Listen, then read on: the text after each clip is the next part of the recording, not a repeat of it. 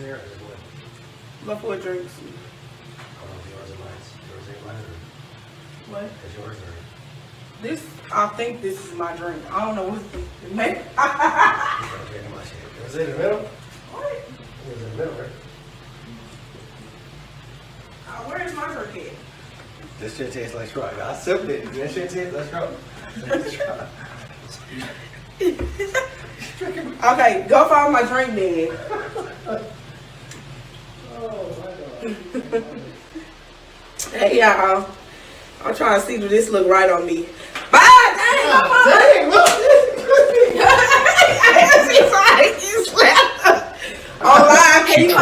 Loved him, lived with him, but by noon that day, she was gone, found shot inside her own home, the front door still open. No one heard a thing, no one saw it coming, and what police discovered inside would haunt everyone who knew her. It started as an ordinary Thursday in Copperas Cove, Texas.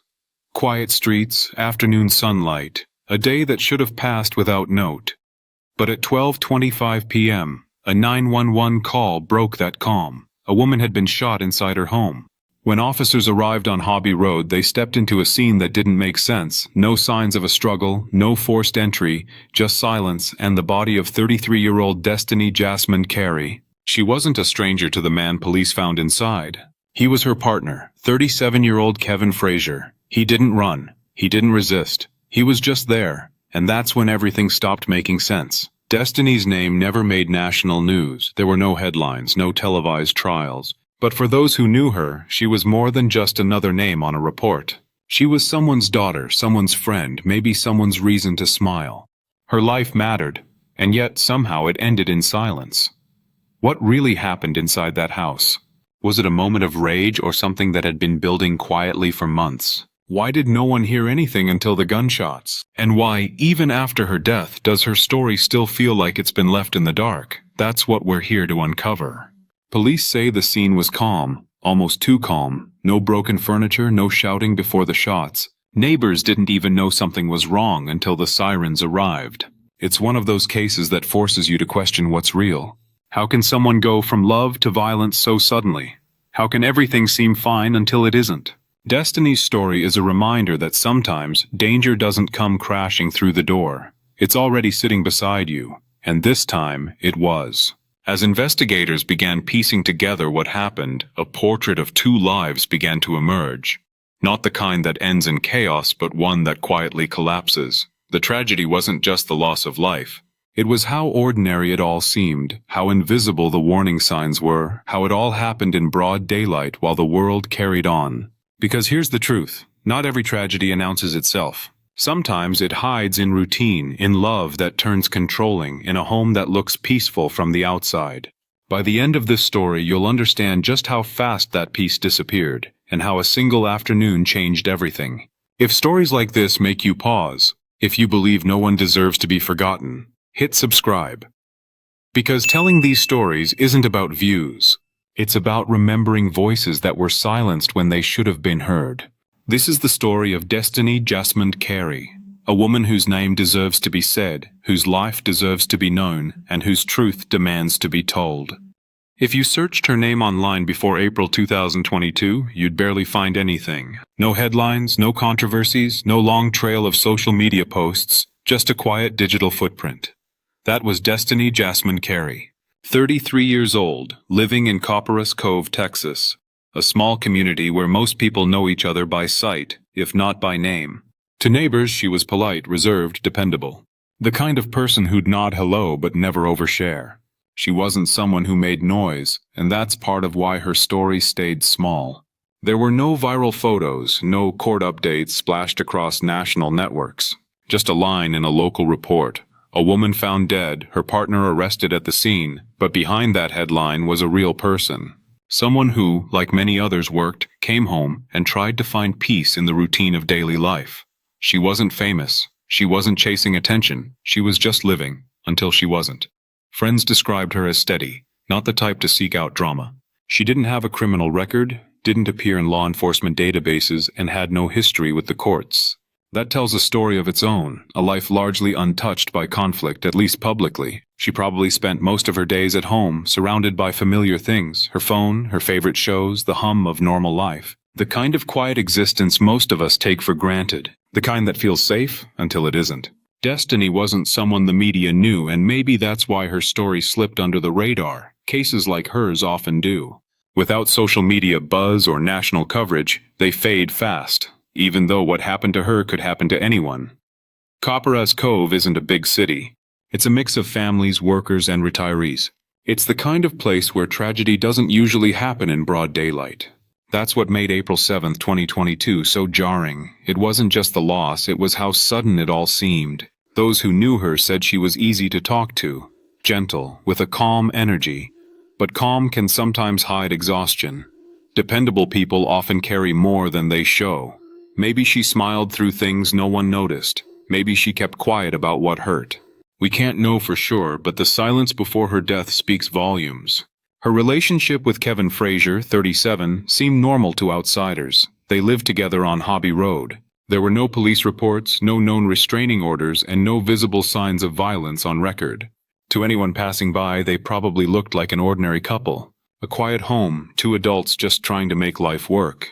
And that's what makes cases like this so haunting. How normal can hide everything that's not. Law enforcement would later describe the incident as domestic in nature. That phrase is simple, almost clinical.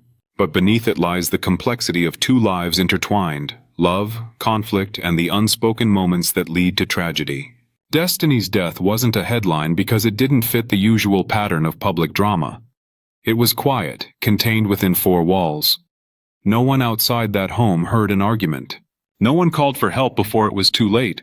And that's how many stories like hers are lost, because they happen in silence. Her name eventually appeared on the Gun Violence Memorial website, a small square among thousands.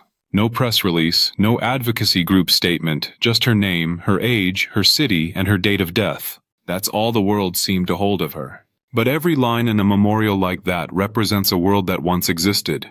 Routines, laughter, memories. Maybe she had a favorite meal she liked to cook on Sundays. Maybe she checked in with friends but never mentioned much about her relationship. Maybe she believed that if she stayed patient, things would get better. Many do. What we know is this. On that afternoon, everything ended inside her own home, a place meant to protect her.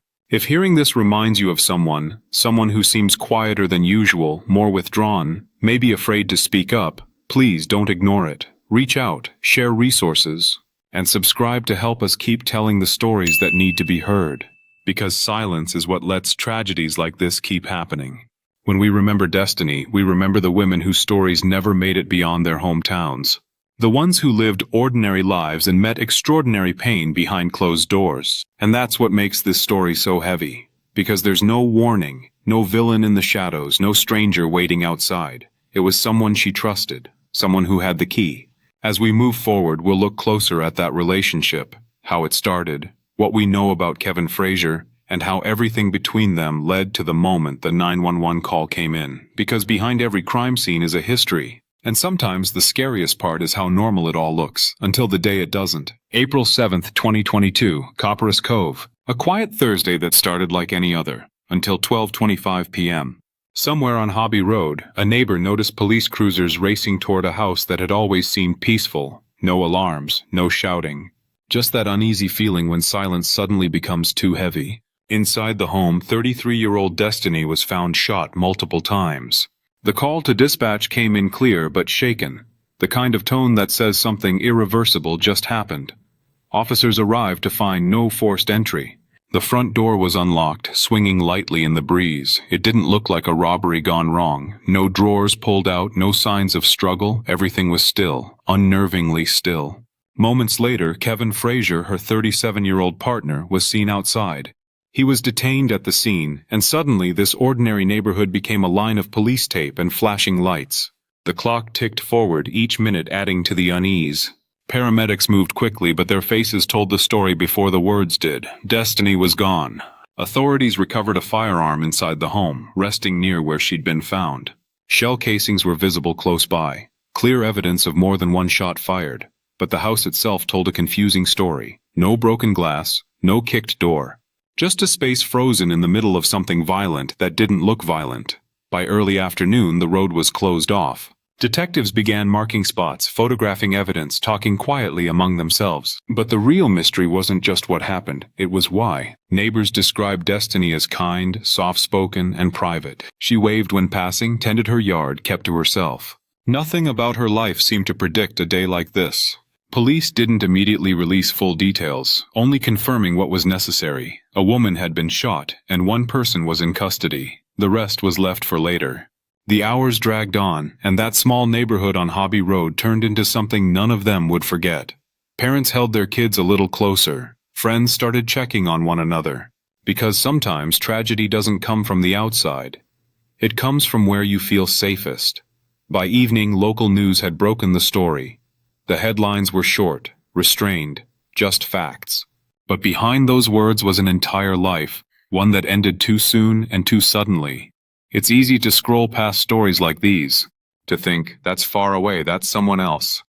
But for every Destiney, there's someone who saw the warning signs too late, someone who thought they had more time. If this part of the story hits close, if it reminds you of someone you care about, take it as a sign. Don't stay silent. Check in. Speak up. And if you believe stories like Destiney's deserve to be told, hit subscribe, not for numbers, but to stand for awareness, for protection, for justice. Back on Hobby Road, as daylight faded and the police packed up, the yellow tape came down. But the questions didn't. What led to that moment? What was said? What was felt? What broke in those final minutes before the gunfire? Those answers would come in pieces. But on that day, all anyone knew for sure was this. A quiet woman lost her life, and the truth about how and why would soon test everything people thought they knew about love, safety, and control. When word spread across Copperas Cove that afternoon, it didn't spread fast, it spread quietly. The kind of news that moves from one whisper to another as people ask, "Did you hear what happened on Hobby Road?" By the time evening came, most neighbors had already seen the police tape, but many didn't know whose house it was. Not until someone mentioned Destiney's name. And suddenly silence, shock, a wave of disbelief that someone they saw every few days, someone who smiled in passing, was now gone. Emergency responders did what they always do, calm, methodical, focused, but even they felt it. The stillness inside that home wasn't just procedural, it was personal. Because small towns have a way of making strangers feel connected. When something like this happens, it isn't just one family that loses. It's everyone. Police issued their first brief statement that same day. It was careful, factual, almost cold in tone. They confirmed the basics. A woman found deceased, a man detained, investigation ongoing. No speculation, no names at first, just the words they're trained to use. But for people who knew Destiney, no official language could soften what they were feeling. The next morning, the house looked the same from the outside, except for the faint tape marks near the door. The sun came up, but it felt heavier. A few neighbors placed flowers at the edge of the yard. Nothing fancy, just gestures of grief from people who didn't know how else to show it. There was no large vigil, no cameras, no national attention. Just a few candles, a handful of people standing in the cool night air, trying to make sense of something that never would. Online, a memorial page appeared. The first post was short. "Gone too soon. You deserved peace." Then others followed. Co-workers, school friends, a relative. Some messages were full of love. Others just one word. Why? That's the part of loss the headlines never show, the quiet. The way absence fills every corner, even when the world keeps moving. Her family, still processing the news, asked for privacy. Their grief stayed mostly offline, visible only in brief statements of heartbreak and disbelief. In a bigger city, there might have been coverage, reporters, debates. But in Copperas Cove, stories fade quickly. And that's what makes this one so haunting. It almost disappeared. A life ended, a family shattered, and barely a headline beyond local print. Neighbors later described the hardest part, walking past her home afterward. Seeing her car still parked there, porch light still on, mail still being delivered for a few days before someone collected it. It felt wrong, like time should have stopped, but it didn't. Destiney's friends tried to remember her the way she was. Kind, hard-working, steady. One of them mentioned that she'd been planning to visit family soon. Another said she had dreams of going back to school. Ordinary things. Things she'll never finish. That's the tragedy of stories like this, how normal they start. And if you're watching this right now thinking people should know her name, you're right. Comment "Justice for Destiney" below or share her story to keep her memory alive. Not because clicks matter, but because voices do. Every time someone says her name, it pushes back against the silence that tries to erase her. In the following days, the community moved with quiet respect. The police wrapped up their work, the tape was gone, and neighbors went back to their routines. But for those who lived nearby, something changed. An invisible weight that lingers every time they drive past that house. A few weeks later, local outlets confirmed her identity publicly. The coverage was factual, restrained, and quickly replaced by the next small-town update, a traffic report, a weather warning, an event at the park. Life doesn't pause, even when it feels like it should. But in the spaces where Destiney once lived, her presence stayed. Family photos, text messages, her favorite mug still sitting in the kitchen, fragments of a person that can't be replaced. For those who loved her, the world became divided. The time before and the time after. That's how these stories often go.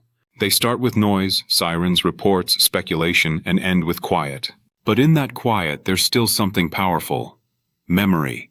And that's what this story is really about. Remembering, saying her name, refusing to let what happened become another forgotten headline. Because when you remember Destiney, you remember every person like her. Ordinary, trusting, undeserving of the ending they got. After the sirens faded and the scene cleared, the real work began. The slow, methodical search for answers. Inside the home on Hobby Road, investigators documented every detail. Each photograph, each measurement, every spent shell casing was bagged, logged, and labeled. The firearm recovered at the scene, later confirmed to belong to Kevin Frazier, became the center of everything that would follow. Neighbors recalled how quiet the street was that day. No signs of struggle, no smashed glass. The door hadn't been forced open. That single fact told investigators something. This wasn't the work of a stranger. Someone inside the home pulled that trigger. Forensics teams ran ballistics tests to confirm whether the bullets matched the weapon recovered. It's a process built on precision, microscopic markings, rifling patterns, residue analysis, and as the results came back, they aligned. The evidence connected the gun found in the home to the rounds that took Destiney's life. Meanwhile, police traced communications between the two, text messages, calls, the digital footprints that paint the unseen picture of a relationship's final moments. They didn't release specifics to the public, but it was clear that investigators believed they had enough to move forward. By evening, Kevin Frazier was officially detained. Officers led him away quietly, no resistance reported. It wasn't the image of a chase or chaos, just a calm arrest in the aftermath of something irreversible. He was charged with murder. The firearm entered into evidence. The timeline was set. The following days blurred into paperwork, reports, and hearings.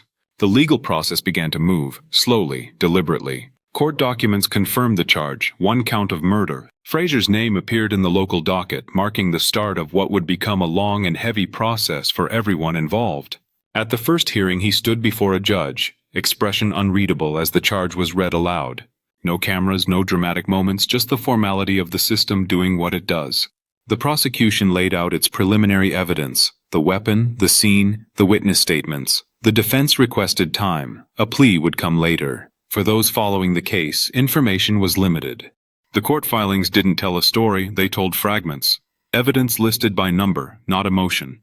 Legal language replacing human loss. It's strange how paperwork can flatten tragedy into bullet points.